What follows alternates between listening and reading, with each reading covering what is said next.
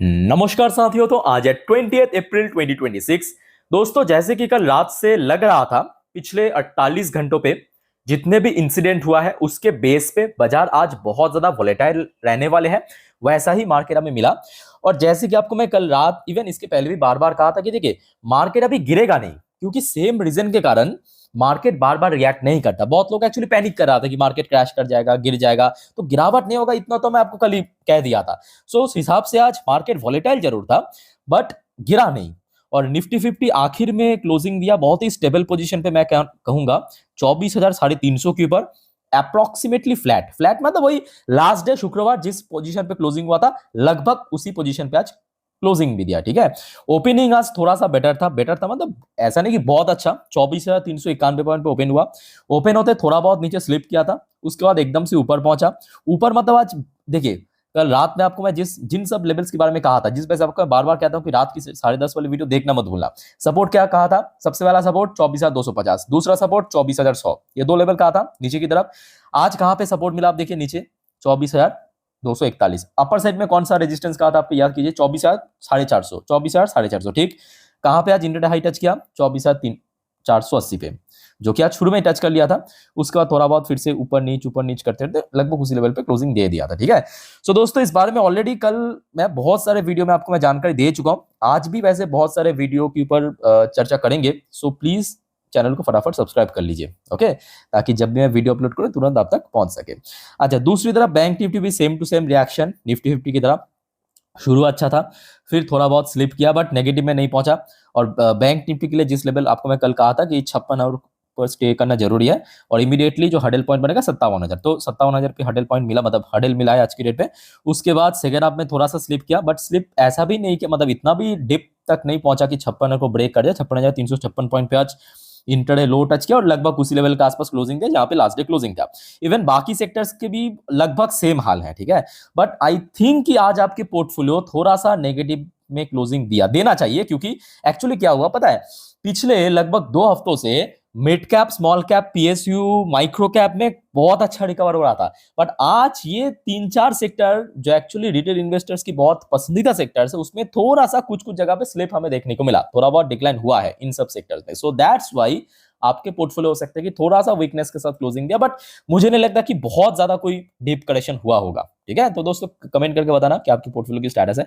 अच्छा, बाकी सेक्टर्स की बात करें, M N sector flat closing, C D T Y sector भी काइंड ऑफ फ्लैट या थोड़ा पॉजिटिव में कह सकते हो। मेटल सेक्टर थोड़ा स्लिप किया, जो कि एक्सपेक्टेशन था। पीएसयू बैंक आज बहुत अच्छा चला है। पीएससी सेक्टर अच्छी मूड में था। फार्मास्यूटिकल सेक्टर थोड़ा स्लिप किया। मीडिया सेक्टर पॉजिटिव में था। रियलिटी सेक्टर थोड़ा स्लिप किया। Service sector flat closing. Financial service sector flat closing. CPSC sector flat closing. IT sector में थोड़ा सा डिक्लाइन हुआ, बिकॉज आज सुबह से ही डॉ जोन्स नैस्डैक के फ्यूचर नेगेटिव में था, वो तो एक्सपेक्टेशन था। एफएमसी सेक्टर थोड़ा वीक था। ऑटो सेक्टर पॉजिटिव में क्लोजिंग। कंजप्शन सेक्टर पॉजिटिव में closing. Bank Nifty flat closing. Energy sector higher range पे क्लोजिंग दिया। तो ओवरऑल बात करें, मार्केट जो कि एक्सपेक्टेशन के अनुसार ही आज हमें देखने को मिला, मतलब हाई वॉलेटाइल मार्केट। ठीक है, अब देखना होगा कि कल क्या होता है, क्योंकि कल फिर से आपके निफ्टी की वीकली एक्सपायरी होने जा रहा है। अच्छा, लास्ट डे तो हमने देखा था यूएस मार्केट काफी चल गया था इस न्यूज के कारण कि ईरान ने स्टेट ऑफ हॉर्मुज पूरे दुनिया के लिए ओपन कर दिया, बट उसके बाद नेक्स्ट डे मतलब सैटरडे के दिन होते होते सब कुछ बदल गया है ना, पूरे इंसिडेंट एकदम 180 डिग्री बदल गया।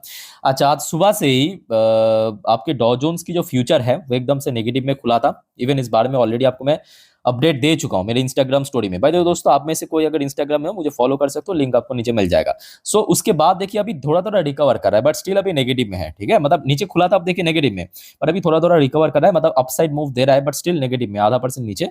और नैस्डैक की फ्यूचर्स की बात करें, ये भी थोड़ा थोड़ा रिकवर कर रहा है, मतलब अपसाइड मूव कर रहा है, बट अभी भी नेगेटिव में है। ठीक है, तो मे बी आज रात में यूएस मार्केट थोड़ा सा वीक ओपनिंग हो सकता है। ओपनिंग होने के बाद किस तरह मूव करेगा वो इंपॉर्टेंट है। खैर, इस बारे में रात में हम चर्चा करेंगे। अच्छा, बाकी एशियन पैसिफिक मार्केट की क्या हाल था, आइए देख लेते हैं। जापानीज मार्केट आज मोस्टली पॉजिटिव में क्लोजिंग दिया। मोस्टली इंडेक्स निक्काई से लेके टीपीएक्स मोस्टली पॉजिटिव में क्लोजिंग दिया। चाइनीज मार्केट भी मोस्टली पॉजिटिव में ही क्लोजिंग दिया। बहुत ज्यादा आज रिकवर नहीं किया, बट वही मार्केट की वजह से ही मतलब अनसर्टेनिटी की वजह से 0.5% 1% की रेंज में क्लोजिंग दिया। हांगकांग की मार्केट भी मोस्टली आज पॉजिटिव में क्लोजिंग दिया। साउथ कोरियन मार्केट भी आधा परसेंट की रेंज में पॉजिटिव में क्लोजिंग दिया। जो भी है, कॉस्डेक्स, केआरएक्स, कॉस्पी की सारी इंडेक्स सब आधा परसेंट ऊपर आके क्लोजिंग दिया। इंडियन मार्केट भी काइंड ऑफ फ्लैट क्लोजिंग, थोड़ा वॉलेटाइल मार्केट रहने के बाद। ताइवानिश मार्केट भी पॉजिटिव में क्लोजिंग दिया। ऑस्ट्रेलियन मार्केट आज फ्लैट क्लोजिंग इंडियन मार्केट की तरह। ये खचरा आज गिरा है। खचरा गिरने के पीछे कारण है क्योंकि कल रात को ईरान ने जो second round of peace talk cancel कर दिया। न्यूजीलैंड की market flat closing, Malaysian market positive में क्लोजिंग, इंडोनेशियन मार्केट थोड़ा सा स्लिप किया, Singapore market flat closing, Thai market में थोड़ा सा वीकनेस था बट बहुत ज्यादा वीकनेस नहीं था। ओवरऑल बात करें आज जैसे कि मतलब इंडियन मार्केट की तरह बाकी एशियन पैसिफिक मार्केट भी लगभग सेम हालात में था। बट दोस्तों एक और चीज आपने आई थिंक नोटिस किया कि सेम सिचुएशन अगर मार्च की महीने पे आप इमेजिन कीजिए, सेम सिचुएशन मार्च में होता तो क्या होता, मार्केट पटक से गिर जाता कि नहीं। उस टाइम पे याद कीजिए जब ये खबर मिल रहा है कि कुछ ऐसा मार्केट की फेवर में नहीं है, ऐसा खबर आया है, ऑयल प्राइस लगभग 4-5% स्पाइक कर गया, नेक्स्ट डे मार्केट क्या हुआ, आराम से 1.5-2% गिर गया। ऐसा हो रहा था ना। ये तो मतलब मैं कोई इम्पॉसिबल बात नहीं कह रहा हूं। तो सेम चीज जो आपको मैं बार बार कहता हूं कि देखिए सेम रीजन के कारण, सेम इश्यूज के कारण मार्केट उतना ज्यादा रिएक्ट नहीं करता। ठीक है, तो ये भी आपको दोस्तों सीख लेना चाहिए। अच्छा, क्रूड ऑयल फिलहाल 4-5% ऊपर चल रहा है फ्राइडे क्लोजिंग के हिसाब से, जो कि एक्सपेक्टेड था अल्टीमेटली, क्योंकि यूएस भी ब्लॉकेट करके रखा है ईरान के लिए और ईरान भी ब्लॉकेज करके रखा है फिर से। गोल्ड प्राइस गिर गया, ऑब्वियसली गिरेगा क्योंकि ऑयल प्राइस बढ़ रहा है तो गोल्ड गिरेगा, सिल्वर भी गिरेगा। गोल्ड 1.5% गिरा, सिल्वर लगभग 2.5-3% के आसपास अभी फिलहाल नीचे चल रहा है। इंडियन करेंसी की वैल्यूएशन अगेन थोड़ा सा ड्रॉप हुआ, ये भी एक्सपेक्टेशन था। जहां पे फ्राइडे नाइट को क्लोजिंग दिया था 92 पॉइंट समथिंग पे, अभी आप देखिए 93.10 पे पहुंच चुका है। ठीक है, तो कुल मिला के बात करें फिर से ग्लोबल मार्केट में एक अनसर्टेनिटी की माहौल बना हुआ है। आइए आप देख लेते हैं क्या कुछ डेवलपमेंट हो रहा है आज सुबह से। और उसके पहले दोस्तों आप सभी को रिक्वेस्ट करूंगा, वीडियो अभी तक अच्छा लगा, इन्फॉर्मेटिव लगा तो प्लीज वीडियो को लाइक करना और प्लीज दोस्तों चैनल को सब्सक्राइब करके जरूर रखिएगा इस प्रकार की जानकारी हमेशा तुरंत पाने के लिए। और दोस्तों मिस मत करना आज रात की 10:30 की वीडियो, जो आपको मैं लास्ट डे भी दे दिया था 10:30 की वीडियो के थ्रू, 12 बजे की वीडियो के थ्रू, इवन बहुत सारे वीडियो। ठीक है, तो आज भी आ जाएगा, एक भी वीडियो मिस मत करना, सारे वीडियो फ्री ऑफ कॉस्ट में मैं आपको दे दूंगा। चैनल को फटाफट सब्सक्राइब कर लीजिए। अच्छा, सबसे पहले आइए देख लेते हैं कि मनी कंट्रोल वालों ने क्या मेंशन किया कि किस वजह से मार्केट आज इतना वॉलेटाइल था। चलिए देख लेते हैं।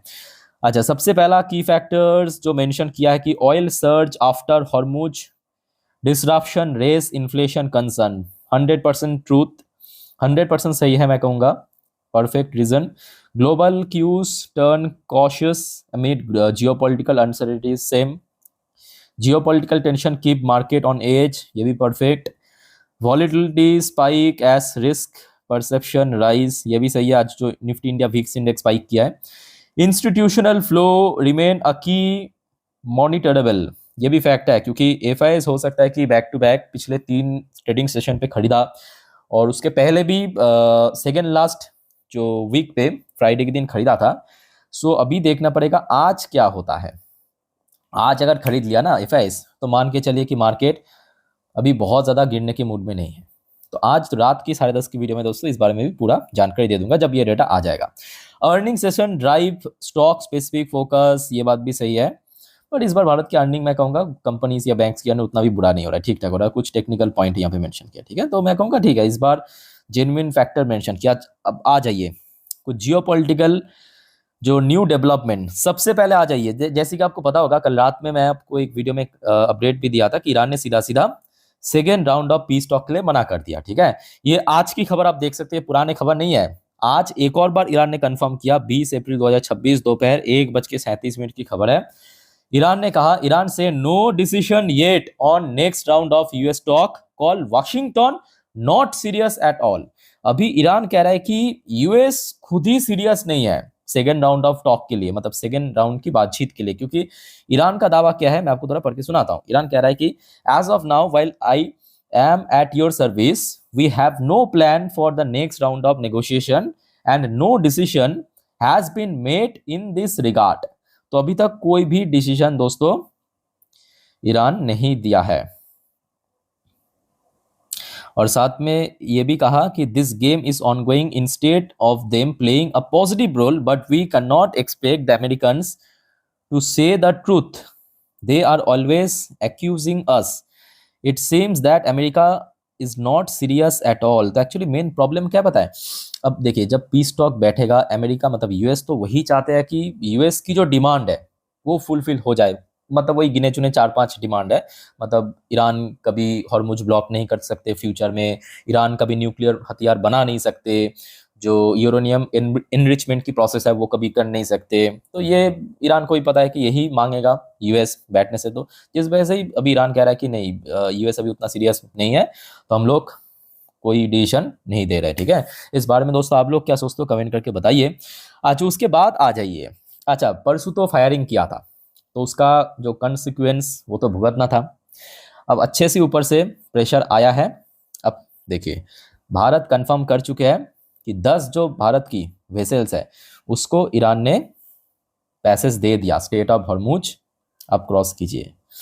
बाबू ये नया भारत है, ठीक है, ज्यादा चूचा करोगे तो अच्छे से बम्बू डालना हम जानते हैं। बाकी दोस्तों इस बारे में भी आप लोग क्या सोचते हो कमेंट करके बताइए। सैटरडे के दिन फायरिंग किया था, आज एकदम ताजा खबर आप देख लीजिए, 20 तारीख 20 अप्रैल 4:56 पे भारत की जो ऑयल वेसल्स है 10, वो भी एक दो नहीं 10, उस दिन 2 के ऊपर फायरिंग किया था, आज 10 को छोड़ दिया। अच्छा बट यहाँ पे दोस्तों एक और बड़ी फैक्टर सामने आ रहा है, क्या पता है, ईरान पे इंटरनल रिफ्ट भी हो सकता है, मतलब इंटरनल इश्यूज भी चल रहा है आज की डेट में, जिस बारे में आपको मैं इसके पहले भी एक आध बार कहा था। इंटरनल इश्यूज मतलब मेरे बात को ध्यान से सुनना जरूर, ठीक है। देखिए ईरान की जो सुप्रीम लीडर खेमेनी, उनकी डेथ हो चुका है एकदम शुरू में ही, वॉर की फर्स्ट डे पे। उसके बाद आपने देखा इसराइल हो या यूएस हो, लगातार ईरान की बहुत सारे लीडर्स को, मंत्रियों को, या जो टॉप पोजीशन पे था, चीफ पोजीशन पे था, उनको मार दिया है। ठीक है, अब ईरान जंग पे तो है, बट ईरान को कंट्रोल कौन कर रहा है ना। तो दोस्तों ईरान को कंट्रोल कर रहा है ईरान की सेना। अब इंटरनल रिफ्ट मतलब बेसिकली क्या हुआ है, ये जो व्यक्ति है अगरची, यह ईरान की फॉरेन मिनिस्टर, ईरान की फॉरेन मिनिस्टर ने सडनली लास्ट डे ट्वीट किया कि स्टेट ऑफ हॉर्मुज पे हम लोग जो कमर्शियल वेसल्स है उसको हम पैसेज देंगे, सबको सबको, वो कोई भी देश की हो सकता है, सबको यहाँ पे पैसेज देंगे, क्योंकि ऑलरेडी हमने देखा लेबनान के साथ इसराइल की समझौता हो चुका, मतलब सीज फायर हो चुका है। उसको फिर से करेक्शन कौन किया पता है, ईरान की जो गट कमांडर ने करेक्शन करते हुए कहा कि बैट एंड इनकम्प्लीट ट्वीट। तो जिस वजह से दोस्तों बहुत सारे एक्सपर्ट हो या बहुत सारे एनालिस्ट को लग रहा है कि ईरान पे अभी थोड़ा इंटरनल रिफ्ट चल रहा है। मैं कहूंगा ये इम्पॉसिबल बात नहीं है, क्योंकि सेम सिचुएशन आप पाकिस्तान को देखिए, पाकिस्तान में भी वही चल रहा है। ठीक है, और ये एक बहुत बड़ी फैक्टर है कि जिस वजह से ये वॉर रुक नहीं रहा, क्योंकि आईआरजीसी मतलब ईरान की जो गट कमांडर, वो चाहते हैं कि वॉर आगे बढ़े। क्यों चाहते हैं कि जब तक वॉर में रहेंगे देश, तब तक देश को कंट्रोल कौन करेगा, देश की सेना करेगा। और एक बार वॉर खत्म हो गया, वो फिर से किसके पास पहुंच जाएगा, वो कंट्रोल वो पहुंच जाएगा देश की मंत्री या लीडर्स के पास, मतलब जितने भी बचा खुचा है, जैसे कि फॉरेन मिनिस्टर भी जिंदा है या ईरान की जो प्रेसिडेंट है वो भी जिंदा है, उनके हाथ में चला जाएगा। तो आप समझ पा रहे हो, तो ये भी एक बहुत बड़ी फैक्टर है कि ईरान पीस टॉक से बार बार मना कर रहा है। बाकी दोस्तों इस बारे में आप लोग क्या सोचते हो कमेंट करके बताइए, बट फिलहाल माहौल काफी अनसर्टेन है, ये भी फैक्ट है। सो लेट्स सी आगे क्या चलता है, जो भी अपडेट आएगा मैं आपको जानकारी दे दूंगा तुरंत। बस आप चैनल को सब्सक्राइब करके रखिए, चैनल के साथ कनेक्टेड रहिए, फॉलो कीजिए एक वीडियो को। बाकी इस वीडियो को वाइंड अप करता हूं, टेक केयर, बाय बाय, जय हिंद।